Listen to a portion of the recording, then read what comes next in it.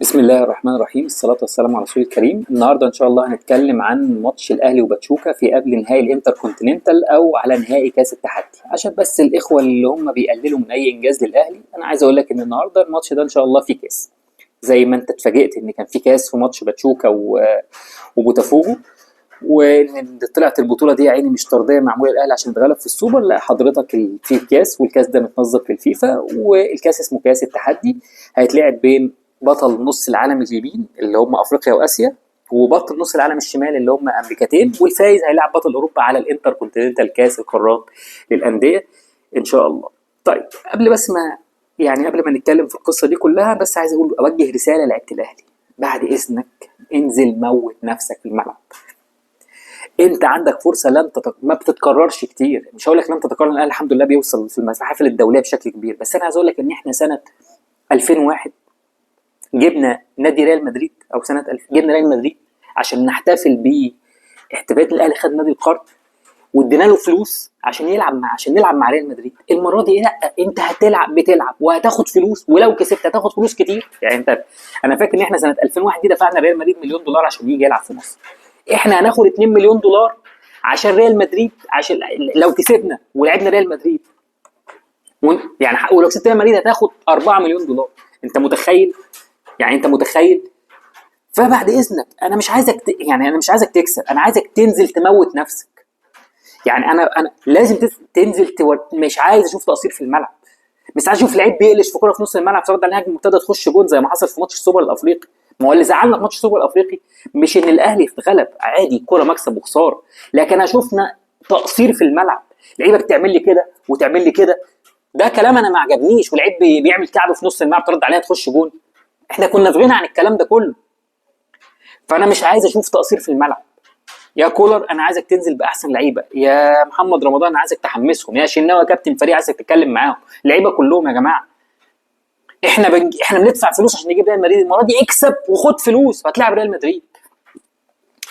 طيب بالنسبه لكولر، بمناسبه كولر، الكلام على كولر، فانا مشفق على كولر. انا مشفق على كولر. الراجل بقاله اسبوعين بيحضر لماتش مش هيلعبه. ما حدش في الدنيا كان يتوقع ان بوتافوجو هيتغلب من باتشوكا. ما حدش كان يتوقع، ولا انا توقعتها ولا اي حد يتوقعها. باتشوكا كان احسن في الملعب. هل احنا محظوظين عشان بنلعب باتشوكا مش بوتافوجو؟ لا طبعا، لان باتشوكا ما دام كسب يبقى هو الافضل، يبقى هو الاجهز، هو اللي رجله في الملعب، على عكس بوتافوجو اللي كان جاي لعب ماتش مهم جدا مع ساو باولو، حسم فيه الدوري البرازيلي قبلها ب3 ايام، ريح 6 لعيبه اساسيين. اعتقد ان هو كان بيجهز للماتشات اللي بعد كده، لان برضه البطوله برضو النظام انك تلعب في اسبوع 3 ماتشات بالنسبه للفرق اللي جايه من امريكا الجنوبيه او امريكا الشماليه، بالنسبه لهم برضو صعب. وخلي بالك ان اول مره في تاريخ الاهلي في مشاركاته في كاس العالم يلعب ماتش قبل النهائي وهو مريح، ما لعبش قبليه ماتش، ويبقى الفريق اللي بيلعبه هو اللي تعبان. دي اول مره تحصل. فالاهلي دايما كان عنده مشكله في الماتش الثاني في كاس العالم. اتمنى بقى ان المشكله دي ما نشوفهاش النهارده، واشوف الاهلي بيلعب بكامل لياقته البدنيه. باتشوكا غير بوتافوجو فريق برازيلي بيلعب لعب هجومي، بيخش على الجون تك تك تك، هاي لاين ديفense، في مساحات في ظهره. اعتقد كولر كان مجهز سيناريو معين، مجهز رضا سليم، مجهز طاهر محمد طاهر، مجهز الناس الصراع، مجهز سرعات تتلعب لهم عشان يلعب هجمات مرتده. لكن النهارده هو بيلعب باتشوكا فريق مش اقوى من بوتافوجو، مش على الورق اقوى، لكن فريق قوي جدا، عنده عناصر، عنده روندون ده مهاجم كان بيلعب في ايفرتون، عنده الادريسي ده جناح قوي جدا. الناس دي ناس كويسه جدا واقوياء جدا. اعتقد ان كولر هيلعب السيناريو اللي جوه في دماغه دلوقتي: طب انزل اعمل زي ماتش العيال عليهم، ولا انزل امن دفاع؟ اعتقد انه في الماتشات اللي زي كده لا، هو بيفكر ينزل امن دفاع الاول. اعتقد كولر دماغه دلوقتي: انا هلعب ب4 واحط قدامهم 2-6، واحد فيهم ينزل ليبرو ثالث، تمام، عشان امن الدفاع بشكل كويس او بشكل افضل.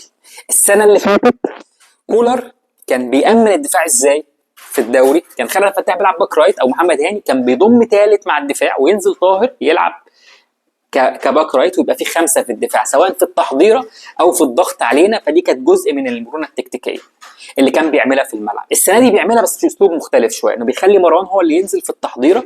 عشان كده حاول يحط كريم نيدفيد في الحته دي، لان كريم نيدفيد كويس نوعا ما في التحضير وفي الباص الارضي ده.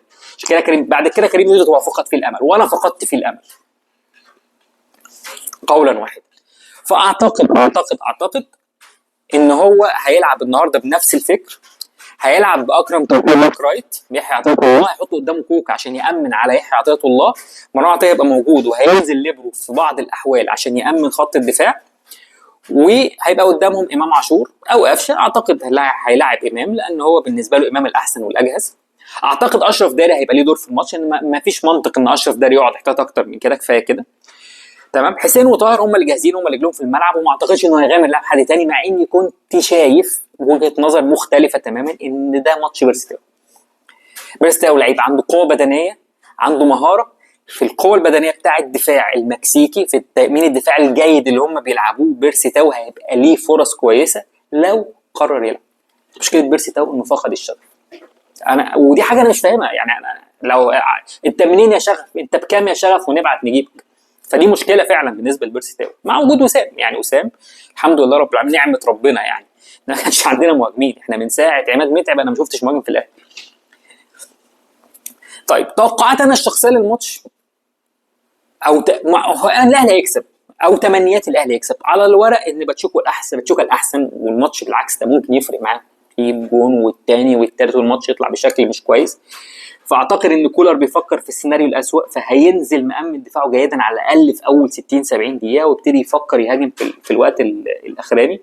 كنت لا اتمنى ده، انا عايز يلعب ببرسيتاوي ويلعب بحسين الشحات عشان يضغط على دي ناس ويضغط عليهم جامد. اللعيبه دي عندها ناحيه مهاريه مع امام عاشور، يبتدي يبقى فيه كور ناس عندها مهاره تقعد ترقص وتروح وتخش وتجيب، فتخلق مساحات لوسام ابو علي مع وجود ظاهرين اقوياء. ما عنديش مشاكل اكرم توفيق بيعمل ناحيه هجوميه كويس، تمام. اكيد عمر كمان هجوميا احسن، بس ما عنديش مشاكل ان اكرم توفيق يلعب، وانا اعتقد اكرم توفيق هيبقى جيد في هذه الحته، في النقطه دي، تمام. وان شاء الله ناخد كاس التحدي ونحتفل بيه زي ما خدنا كاس الثلاث قارات او كاس الافرو اسيويه. وجسوة في كاس، ودي بطوله متنظمه من فيفا يعني. ان شاء الله نتقابل بعد الماتش ونكون بنحتفل ان شاء الله بفوز الاهلي، ونحلل هنلعب ازاي قدام ريال مدريد. يا رب.